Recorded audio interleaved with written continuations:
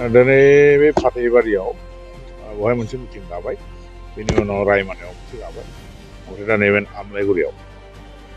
नुनो मोनदों गोबां अखा हानायनि गेजेराव रायजो राजाया नोंथांनि बिसायख'थि फोसावनाय हाबाफारियावहाय बाहागो लादों। गोसोखौ मोजां मोनदों आरो रायजो राजाफ्राबो मिन्थिगौ जे बबे दोलोआ मोजां, सोर लिडारा मोजां।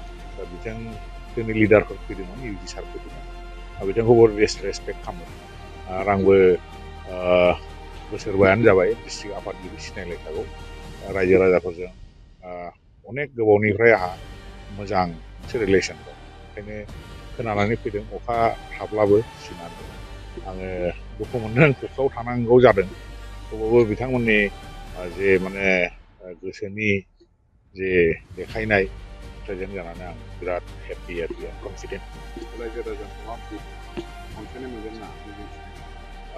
बेथ' नोंथांमोनानो नुबाय रायजो राजाफ्रा माबादि माने अखा सिजानानैबो नेदों, नेनानै जेखौ जों बुंदों, मा बाथ्रा डेभेलपमेन्टनि खोथा फोसावदों, बेखौ बिराद मनोजोग होनानै खोनासंदों। आरो बिथांमोननिफ्राय फिडबेकआ बहुद पजिटिभ। नोंथांमोना प्रेसनि मानसि, जोंनिफ्राय साबसिन माने सिङाव मा फिडबेक जागासिनो दं बेखौ नोंथांमोना मिथिसिगौ। आरो जोङो नुनो मोनदों जे गसाइगाव बियाबाव गोबां गुबुन गुबुन दोलोनिफ्रायबो बिजाथि फसंनायखौ जों नुनो मोनो। पलिटिकेल दोलो हिसाबै बबे मोनसे दोलोखौहाय फेक्टर बायदि नुयो? फेक्टरा जाहैबाय जोंनि दोलोआनो नाम्बार 1। बाद बाखिया जों बहाय आंनि हिसाबाव 3 कर्नार फाइट जागोन। जोंहा BPF थाहैबाय, कंग्रेस थाहैबाय, आरो BPF आरो कंग्रेस आं इकुवेल मोनसेखौ बबेबा जे पावारफुलसिन, बबेबा खम पावारफुलसिन नङा, समानै लादों आरोखि आं। आरो जोंनो नाम्बार 1 बादि साननानै दं, खारन जोंहा रिलेसना सब कमिउनिटिजोंनो मोजां।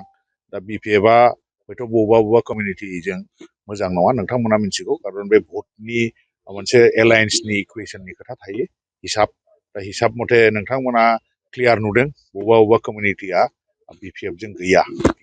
आरो जोंखौ जुदि नायोबा जोङो हारसिङै गेलेदों, ओंखायनो बयनिबो मोनसे अननाय आरो रेसपेक्टखौ जों नुनो मोनदों आरोखि।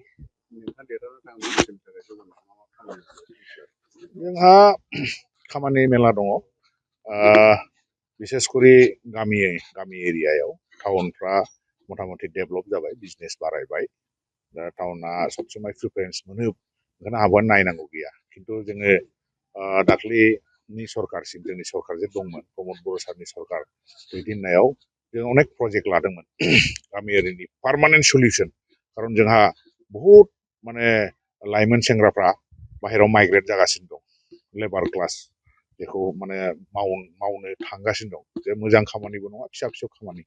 दा बे ब्रेन ड्रेन जागासिनो दं। दा बेफोर जिनिसखौ बोरै होबथायो, बेनि थाखाय जोङो दाख्लै 4 इयार्ससिम जों बेखौ मावदों। जेनेबा जों बेवहाय नेसनेल पार्क खुलिबाय, बेनि उनाव हम स्टेनि कनसेप्ट फैबाय, रिसर्टनि कनसेप्ट फैबाय। खारन जोंनि एरिया रुरेल एरिया, बेवहाय एग्रिकालचार आरो टुरिजिम बे मोननैल' अल्टारनेट बिजनेस दं। बेवहायथ' इन्डास्ट्रि बसायफैया रावबो। दा बेजोंनो अनेक एमप्लयमेन्ट जेनेरेट जागौमोन आरोखि। दा बे थांखिया दाबो आनफुलफिल्ड, ओमफ्राय ब्रेक जाबाय, माने बायबाय। दा बेनो माबोरै बायखो, बे दानि सरकारा बेफोरबायदि कनसेप्ट गैया। बेफोरबायदि कनसेप्ट थायोमोनब्ला बिथांमोना 17 बोसोर बेवहाय राजत्व खालामदों, बेहाय बेफोरखौ बानायनो हायोमोन आरोखि। बिथांमोना खुनु कनसेप्ट गैया। बे कनसेप्टखौ जों लाबोदों, खिन्थु दाख्लै बोरैबा भुल जानानै जोङो बे जे इलेक्सनमोन बेवहाय जेनदों, सरकार थायाखै। दा बेनि थाखाय जों बेखौ इसे दंबावोमोन, माने कन्टिनिउटि लाबोनो, बे फुलफिल जायाखिसै। बेखौ आं नाजागोन।